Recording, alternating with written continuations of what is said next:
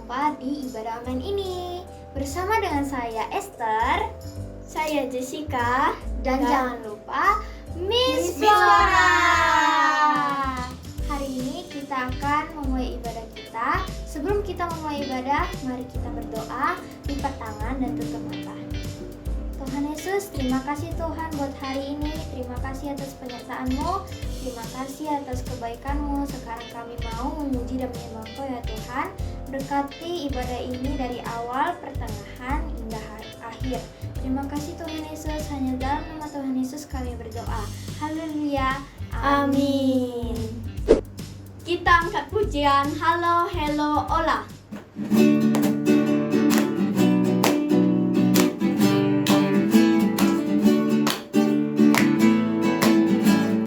Halo, halo, hello, hello, ola, ola. Apa kabarmu? Halo, halo, hello, hello, ola, ola. Apa kabarmu? Semuanya senang, semua suka, sebab selalu ada Yesus.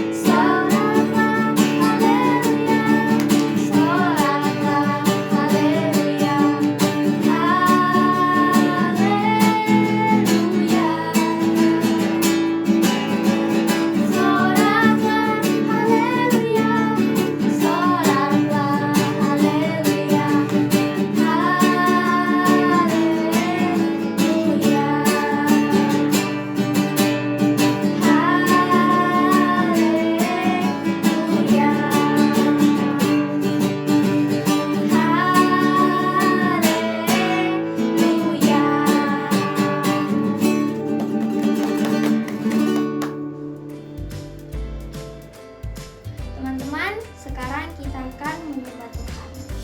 Mari kita siapkan hati kita.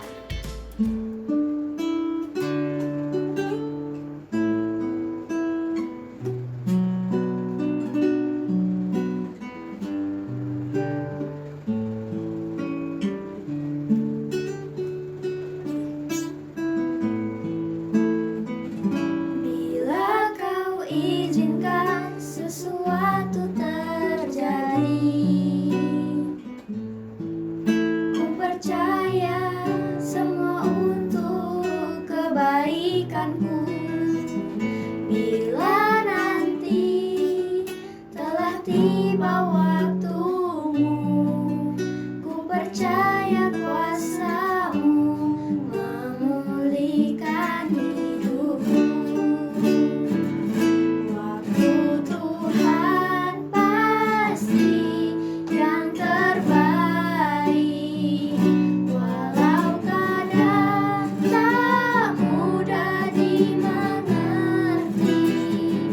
Lewati cobaan,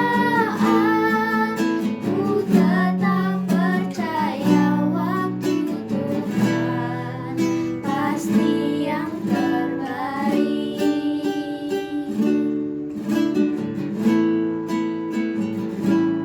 Bila kau izinkan sesuatu terjadi,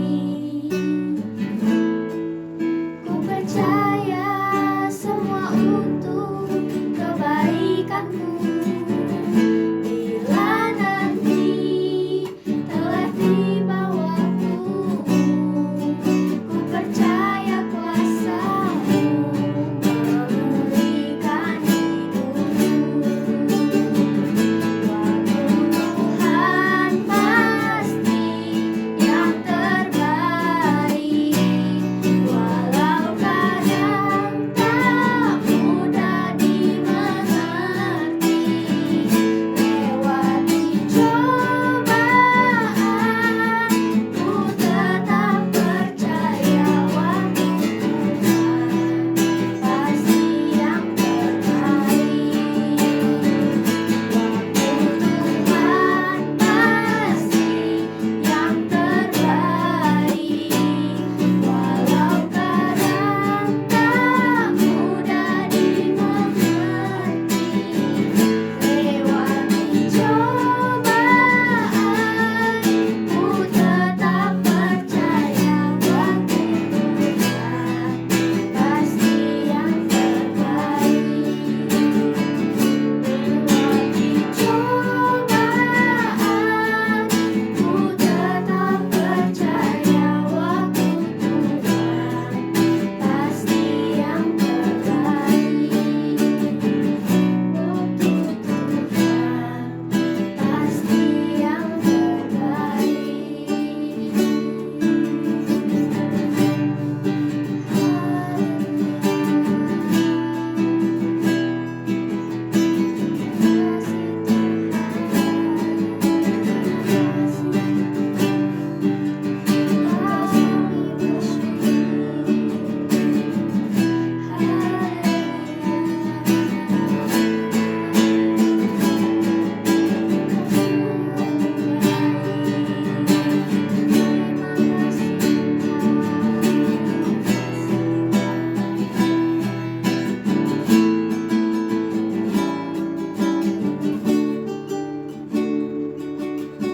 Teman-teman, sebelum kita mendengarkan firman Tuhan, mari kita berdoa dengan sungguh-sungguh. Tuhan, terima kasih atas penyertaan-Mu Tuhan. Kami dapat ibadah online hari ini Tuhan. Sebentar kami akan mendengarkan firman Tuhan. Biarlah firman Tuhan yang kami dengar boleh kami lakukan di kehidupan sehari-hari Tuhan. Dan berkati juga kakak sekolah minggu Tuhan yang akan menyampaikan firman Tuhan Tuhan. Terima kasih Tuhan, dalam nama Tuhan Yesus, haleluya, amin. Shalom adik-adik, apa kabar? Ketemu lagi hari ini tanggal 31 Januari 2021 bersama dengan Kak Lisa. Apa kabar adik-adik? Pasti baik kan? Luar biasa, semua pasti dalam keadaan sehat, kuat. Jangan lupa sering cuci tangan, pakai masker kalau keluar, dan juga makan makanan yang sehat. Nah, adik-adik, masih ingat nggak minggu lalu Kak Feni membahas tentang apa? Ayo, masih ingat tidak? Atau enggak 2 minggu yang lalu Kak Novi bahas tentang apa? Ayo, ada yang masih ingat? Ya, minggu lalu dan minggu sebelumnya kita membahas tentang anak bungsu yang terhilang yang kembali lagi kepada bapaknya yang ada di rumah. Nah, sebelum kita bahas untuk minggu ini, yuk sama-sama yuk kita buka Alkitab kita mau baca di Lukas 15 ayat 25 sampai 29 dan Lukas 31 sampai 32. Sudah ketemu belum semuanya? Kak Lisa ulangi lagi ya. Lukas pasal 15 ayat 25 sampai 29 dan ayat 31 sampai 32. Nah, kalau adik-adik sudah ketemu Alkitabnya, sudah dibuka, baca ya sama-sama dengan Kak Lisa. Yuk. Nah, Lukas 15 pasal 15 ayat 25 sampai 29 dan 31 sampai 32. Tetapi anaknya yang sulung berada di ladang, dan ketika ia pulang dan dekat ke rumah, ia mendengar bunyi seruling dan nyanyian tari-tarian. Lalu ia memanggil salah seorang hamba dan bertanya kepadanya, "Apa arti semuanya itu?" Jawab hamba itu, "Adikmu telah kembali, dan ayahmu telah menyembelih seekor lembu tambun, karena ia mendapatnya kembali dengan sehat." Maka marahlah anak sulung itu dan ia tidak mau masuk. Lalu ayahnya keluar dan berbicara dengan dia. Tetapi ia menjawab ayahnya, katanya, "Telah bertahun-tahun aku melayani Bapa dan belum pernah aku melanggar perintah Bapa. Tetapi kepadaku belum pernah Bapa memberikan seekor anak kambing untuk bersukacita dengan sahabat-sahabatku." Kata ayahnya kepadanya, "Anakku, engkau selalu bersama-sama dengan aku, dan segala kepunyaanku adalah kepunyaanmu. Kita patut bersukacita dan bergembira, karena adikmu telah mati dan menjadi hidup kembali. Ia telah hilang dan didapat kembali." Nah, adik-adik, kita review sendiri sedikit ya tentang cerita minggu lalu. Minggu lalu cerita tentang anak bungsu yang minta harta bagiannya, terus dia pergi dari rumah. Setelah dia pergi, dia menghabiskan uangnya di tempat barunya dia dan menjadi kelaparan sampai-sampai dia mau makan makanan babi. Tapi dia ingat, wah, bapakku yang di rumah kaya. Lebih baik aku pulang kembali ke rumah terus menjadi salah seorang pelayan bapakku karena aku udah nggak pantas jadi anaknya, kata dia. Nah, sekarang anak bungsu sudah kembali. Anak bungsu kalau kita ibaratkan, dia tahu dia berdosa dan dia kembali dan dia minta ampunan. Bapak yang di rumah menyambut dia dengan sukacita, bahkan sampai mengadakan pesta untuk itu. Tapi, nah, minggu ini kita mau bahas nih tentang anak yang sulung, tentang kakaknya anak yang bungsu. Menurut kalian, bagus nggak sikap anak yang sulung, kakaknya? Ketika adiknya pulang, dia bukannya senang, dia malah marah. Kok papa gitu ya? Aku sudah baik-baik loh sama papa, aku dengar semua omongan papa. Di rumah aku bantu semua kerjaan papa, aku bantu semua kerjaan mama. Kok aku nggak pernah dipestain sih, aku kok nggak pernah dirayain. Sedangkan adikku tuh yang udah bikin jahat tuh, udah nyakitin hati mamaku tuh, udah nyakitin hati papaku, kok dia pulang dia minta maaf langsung diampunin terus dipestain lagi. Nah, menurut adik-adik, anak sulung kakaknya benar apa tidak? Ayo, benar apa enggak? Kan nggak baik ya seperti itu ya adik-adik ya. Tindakan yang dilakukan sama kakak si anak sulung itu tidak baik. Karena kenapa? Karena selama ini ternyata dia melakukannya karena dia mau sesuatu dari ayahnya. Sebenarnya sama dengan anak yang bungsu. Cuma anak bungsu terang-terangan, "Papa, aku minta harta bagianku, aku mau pergi." Sedangkan anak yang sulung tidak. Dia menganggap diri dia benar.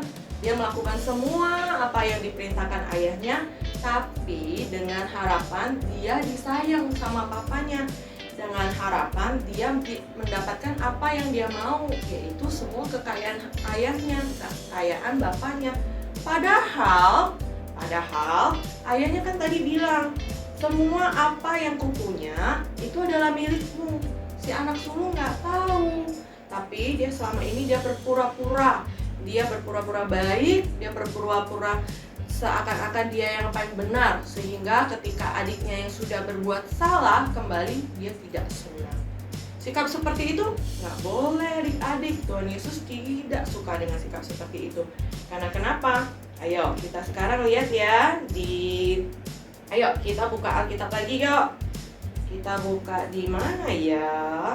Oh, sekarang adik-adik ayo buka Alkitabnya di Yohanes pasal 13 ayat 34 sampai 35. Sudah ketemu? Yohanes 13 ayat 34 sampai 35.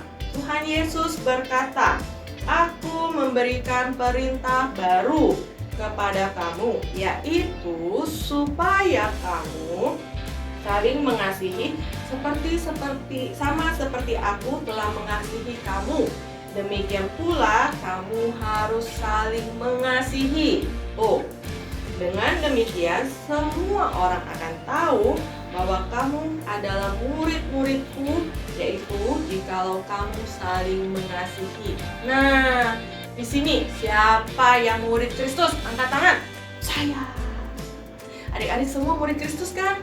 Iya, kita itu anak-anak Allah. Dan Tuhan Yesus memerintahkan kepada kita supaya kita saling mengasihi. Itu adalah bukti bahwa kita adalah murid-murid Kristus, kita adalah murid-murid Tuhan, dan kita juga mendengarkan perintah yang daripada Tuhan, yaitu saling mengasihi. Jadi, kalau seperti anak sulung terhadap anak yang bungsu, adiknya, kita seharusnya mengasihi. Karena kenapa? Ketika dia sudah kembali, ketika dia sudah bertobat, seharusnya kita ikut senang. Karena kenapa? Ketika satu orang bertobat, kembali kepada Tuhan, seluruh surga bersukacita. Hati Bapa juga bersukacita. Itu sebabnya ketika kita melihat nih ada orang jahat, ada orang kok jelek ya sikapnya ya, kok dia jahat sama saya atau enggak dia jahat sama orang lain. Tapi ketika dia datang, dia minta maaf, apalagi dia minta ampunan sama Tuhan, seharusnya kita juga ikut senang. Bukannya kita merasa, ih kok dia baikan ya, kok dia diampuni ya, kok dia seharusnya dia dapat ganjarannya, seharusnya dia dapat hukumannya. Nah, kalau dia seperti itu, berarti selain dia berdosa, kita juga berdosa dong. Kita juga salah. Karena kenapa? Karena kita tidak mengasihi. Kita tidak mengasihi dan kita tidak mengampuni dia. Padahal sebenarnya dia juga tidak tahu kok kalau dia udah bikin salah sama kita. Sama seperti anak bungsu, dia nggak tahu kalau dia udah bikin kesel anak sulung. Dan anak sulung juga salah. Kenapa? Karena dia nggak tahu apa yang dia lakukan itu sebenarnya karena dia mengasihi ayahnya. Seharusnya dia melakukannya karena kasih, bukan karena dia mau sesuatu dari ayahnya. Mengerti adik-adik? Nah, hari ini kita udah baca ya, udah cerita ya, Kak Lisa udah cerita panjang lebar. Kita sekarang mau ingat-ingat tentang super ayat kita hari ini. Super ayat kita hari ini yaitu di mana? Di Yohanes 13 ayat mana ya tadi ya? Tunggu ya bentar ya, kakak hilang lagi. Twing.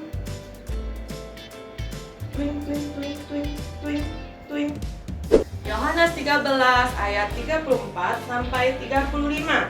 Super ayat kita hari ini ya. Ayo adik-adik kita hafalkan. Tuhan Yesus berkata, "Aku memberikan perintah baru kepada kamu, yaitu supaya kamu saling mengasihi.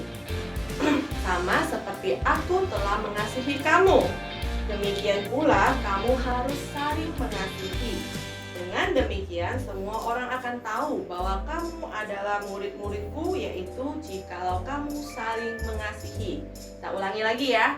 Super ayat kita minggu ini adalah Yohanes 13 ayat 34 dan 35. Aku memberikan perintah baru kepada kamu, yaitu supaya kamu saling mengasihi, sama seperti aku telah mengasihi kamu. Demikian kamu harus saling mengasihi. Dengan demikian, semua orang akan tahu bahwa kamu adalah murid-muridku, dan jikalau kamu saling mengasihi. Luar biasa bukan? Makanya sesama teman, apalagi sesama saudara, kita tidak boleh jahat, tidak boleh kesel, tidak boleh benci. Kita harus saling mengasihi. Karena apa? Tidak ada orang yang benar. Kita pun terkadang tidak benar. Walaupun kita tahu orang itu berbuat salah, orang itu jahat, atau orang itu telah melakukan hal yang buruk, tetap saja kalau kita membenci dia atau kita tidak suka, justru kita juga berdosa. Ingat itu adik-adik. Oke? Yuk, terima kasih adik-adik. Minggu ini firman Tuhan kita sampai di sini dulu ya. Sekarang sebelum kita tutup, kita mau berdoa. Lipat tangannya, tutup matanya. Ayo kita berdoa ya. Tuhan Yesus, terima kasih untuk firman-Mu minggu ini. Kami percaya Tuhan, ketika Engkau memberikan kami perintah untuk saling mengasihi, kami juga dimampukan Tuhan untuk memberikan kasih itu. Karena kami tahu Tuhan Yesus hidup di dalam hati kami, dan Tuhan adalah kasih. Sehingga ketika Tuhan hidup di dalam hati kami penuh dengan kasih. Dan dengan kasih itu kami akan mengasihi semua orang yang ada di sekitar kami. Ampuni kami Tuhan, bila ada kesalahan yang telah kami lakukan, bila kami telah tidak suka sama orang, ataupun kami telah kesal dengan orang lain. Kami belum tentu benar Tuhan, kami juga tahu Tuhan yang benar hanya Engkau. Kami mau Tuhan kembali hanya kepada Engkau. Ampuni dosa kami Tuhan, ajari kami senantiasa untuk selalu bisa mengasihi. Terima kasih Tuhan Yesus. Kami serahkan seluruh keberadaan kami ke dalam tangan Tuhan. Kami serahkan seluruh keberadaan keluarga kami, papa mama kami, adik kakak kami kepada Tuhan, karena kami percaya perlindungan Tuhan untuk sekarang dan untuk selama-lamanya. Terima kasih Tuhan Yesus. Hanya di dalam nama Tuhan Yesus kami sudah berdoa dan kami sudah mengucap syukur. Haleluya. Amin. Terima kasih adik-adik. Tetap sehat ya. Dengarkan kata orang tua. Jangan lupa berdoa. Jangan lupa baca Alkitab. Dan kita ketemu lagi minggu depan. Tuhan Yesus memberkati. Bye-bye.